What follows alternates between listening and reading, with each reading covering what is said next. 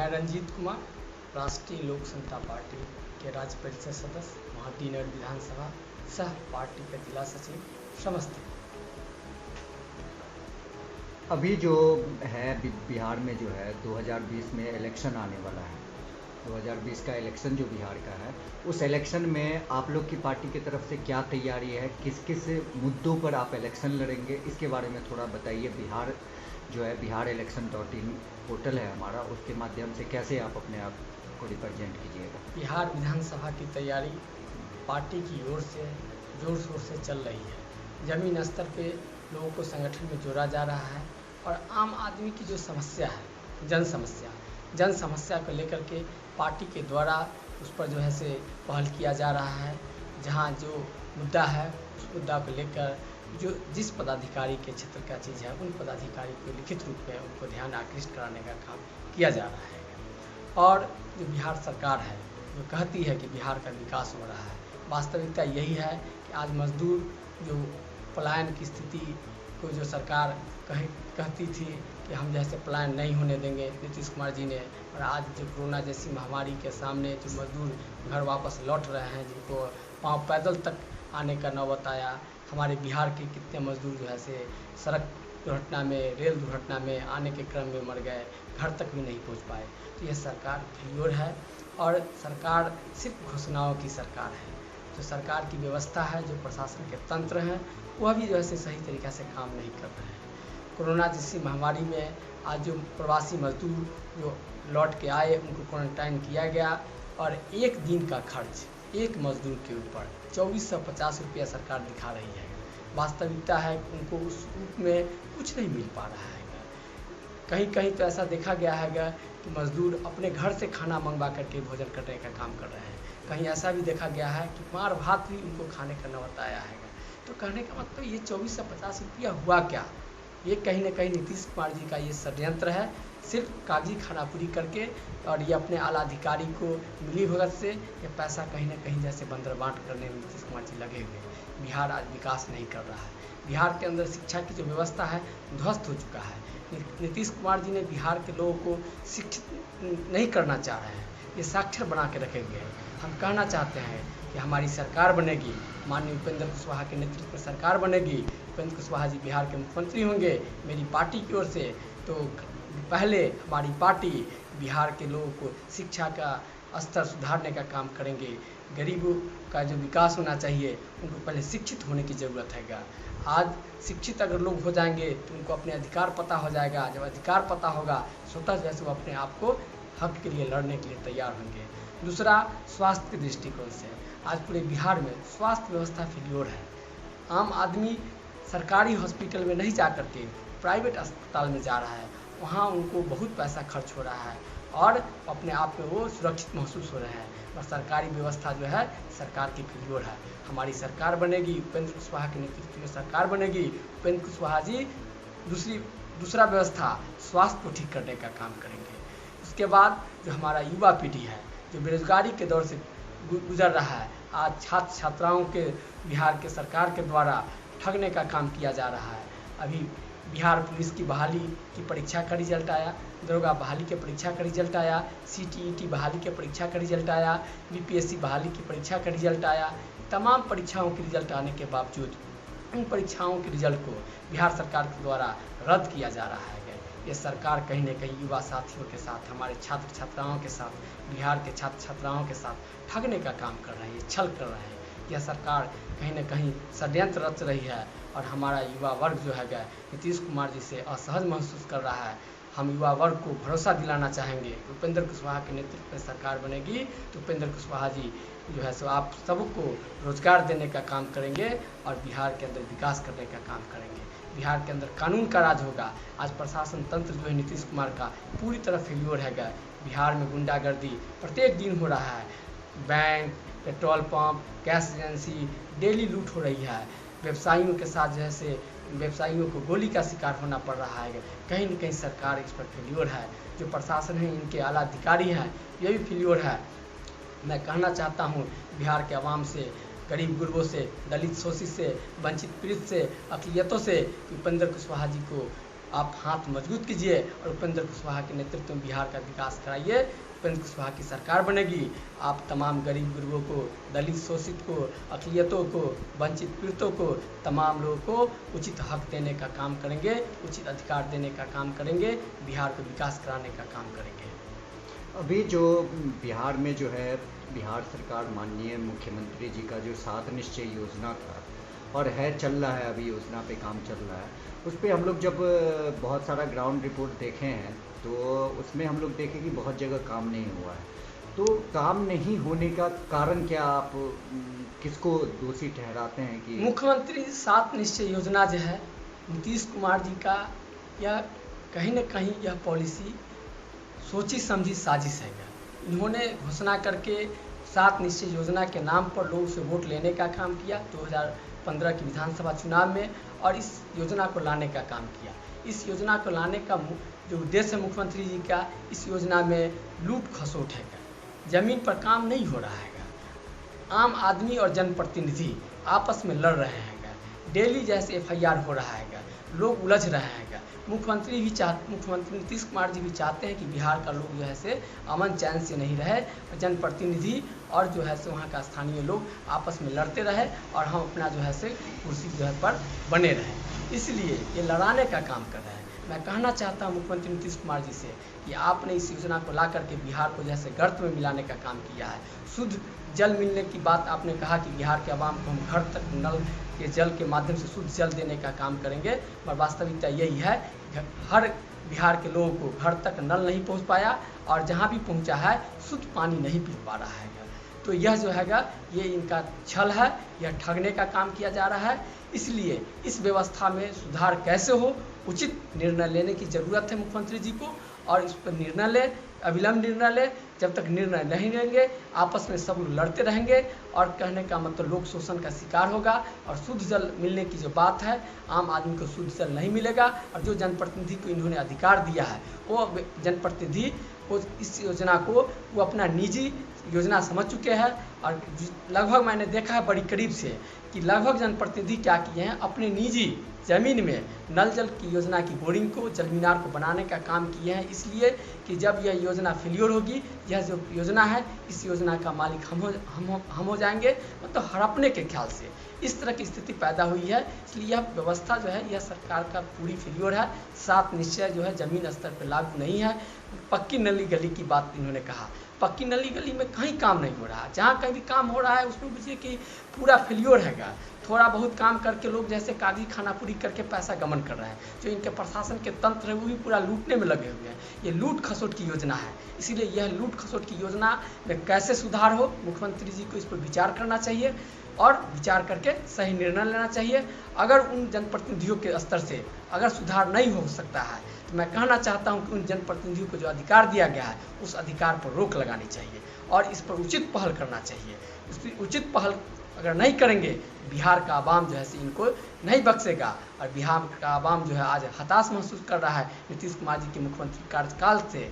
ये 15 साल के शासनकाल में बिहार को विकास नहीं कर रहे हैं। ये कहते हैं कि से पूरा सूबे जो है बिहार जैसे विकास कर रहा है। मैं कहना चाहता हूँ मुख्यमंत्री नीतीश कुमार जी, बिहार विकास नहीं कर रहा है। वास्तविकता यही है, क्योंकि मैं भी इसी बिहार की धरती से हूँ और बिहार की धरती में समस्तीपुर जिले की धरती से हूँ। मैं समस्तीपुर जिला में लगभग 10 राउंड पूरे जिले के अंदर मैंने अपने पार्टी संगठन के माध्यम से और अपने कामों के माध्यम से मैंने पूरे आवाम के बीच जाकर के देखा है। ज़मीन स्तर पे आज आवाम गरीबी की मार से झेल रहा है। आज पूरा बिहार जो है अपने आप में गरीब है और हमारा लोग गरीब है। इसलिए मुख्यमंत्री जी, आप गरीबों की बात करते हैं, न्याय की बात करते हैं, न्याय के साथ विकास, बिहार का विकास न्याय के साथ विकास नहीं हो रहा है। बिहार के अंदर सुशासन नहीं है, इसलिए आप सुशासन की राज करने की बात कहते हैं। सुशासन का राज नहीं आ पा रहा है। इसलिए अगर हमारी सरकार बनती है, उपेंद्र कुशवाहा के नेतृत्व में सरकार बनती है, हम बिहार के आवाम को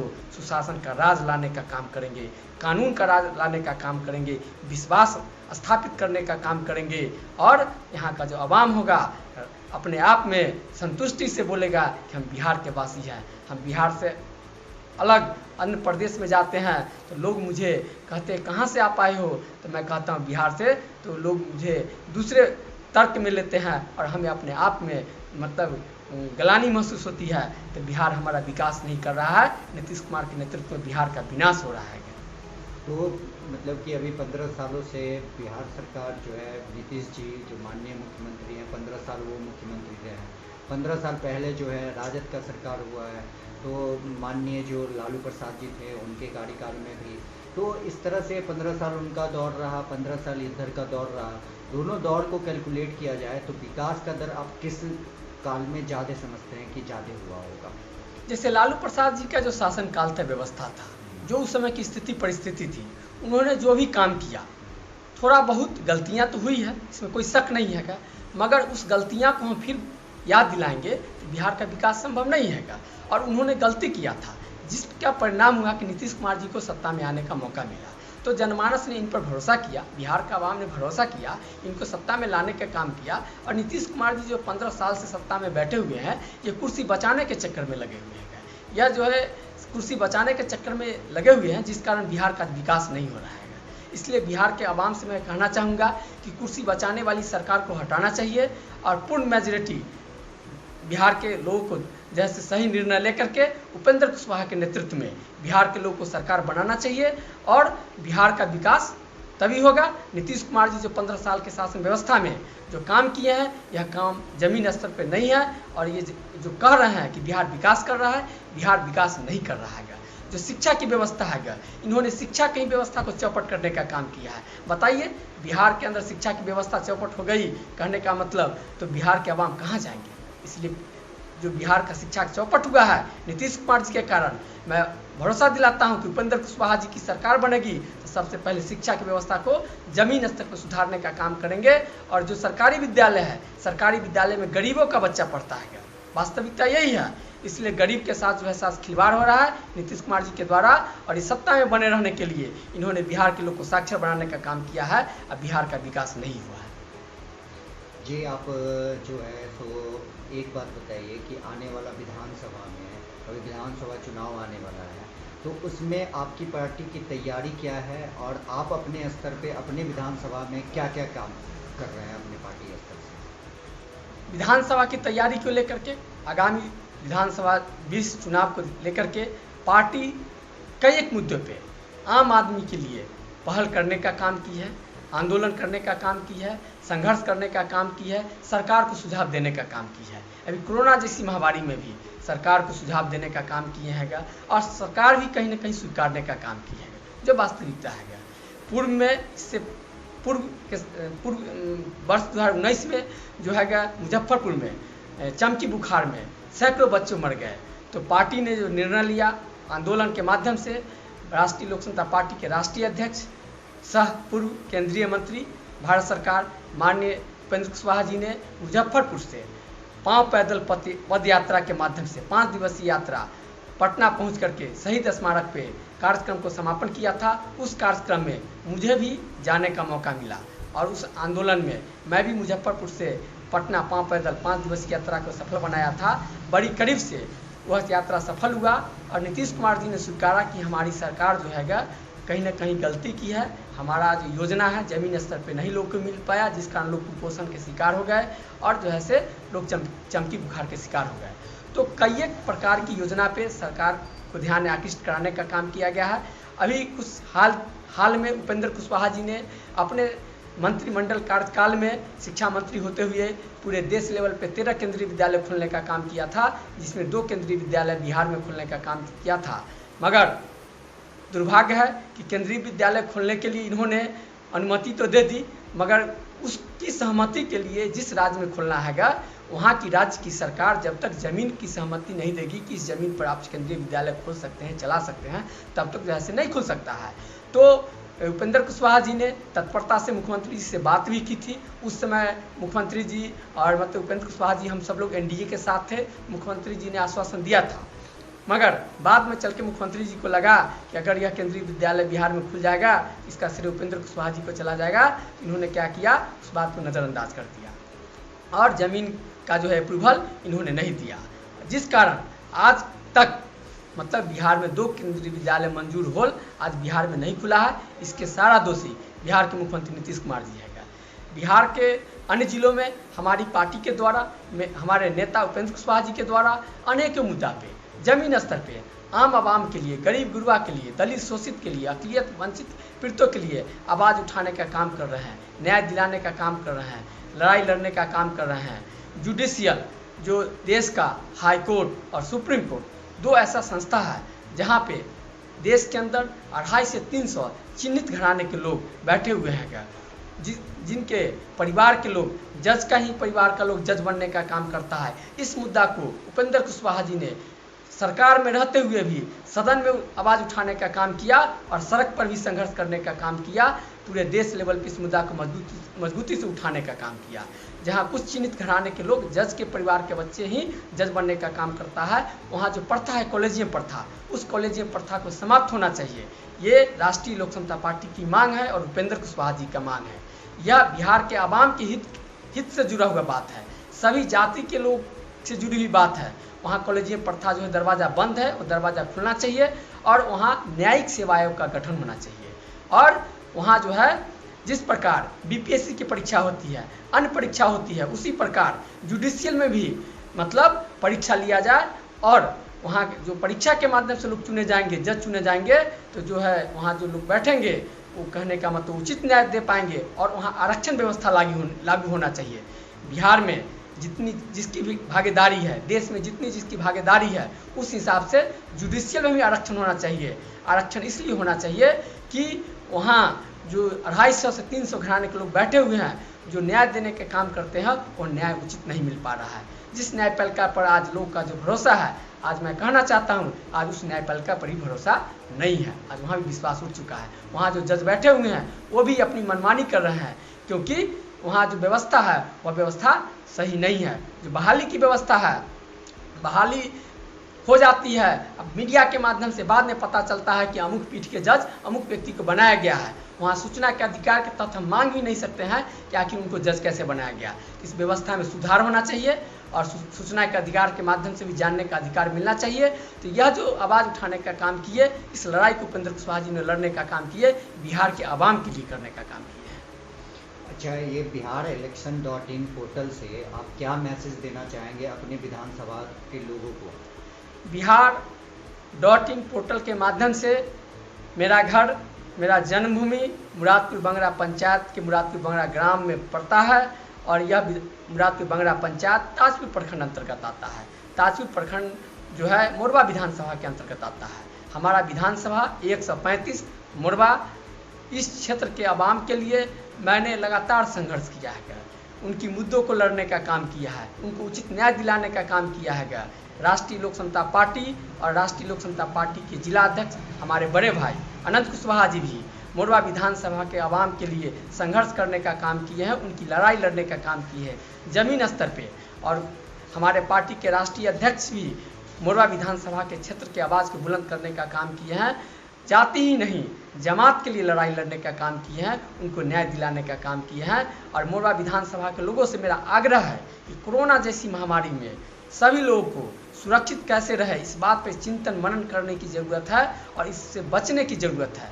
जो आज सामाजिक दूरी की बात आ रही है सामने, सभी लोग सामाजिक दूरी बना करके रहें और मास्क का प्रयोग सभी लोग अनिवार्य रूप से करें। सरकार, मैं एक बात कहना चाहूँगा, जीविका मुख्यमंत्री नीतीश कुमार जी ने कहा कि मैं प्रत्येक घर में 4 मास्क और 2 साबुन, मतलब 4 मास्क 80 रुपये का और 2 साबुन 20 रुपये का मैं प्रत्येक आदमी को घर पे पहुंचवाने का काम करूंगा वार्ड मेंबर और मुखिया जी के माध्यम से। उन्होंने पैसा भी दे दिया, प्रत्येक पंचायत को 9 लाख रुपया दिया है और जो 9 लाख रुपया दिया गया, स्थानीय जनप्रतिनिधि, वार्ड सदस्य और मुखिया जी क्या कर रहे हैं कि वो जीविका को जो है से कहने का मतलब क्या है कि वो जो है से मास्क खरीदने की जो बात है, मास्क जीविका के द्वारा नहीं खरीदारी किया गया है। उन्होंने कागजी खाना पूरी करके क्या कर दिए कि हम मास्क जीविका से खरीद लिए हैं।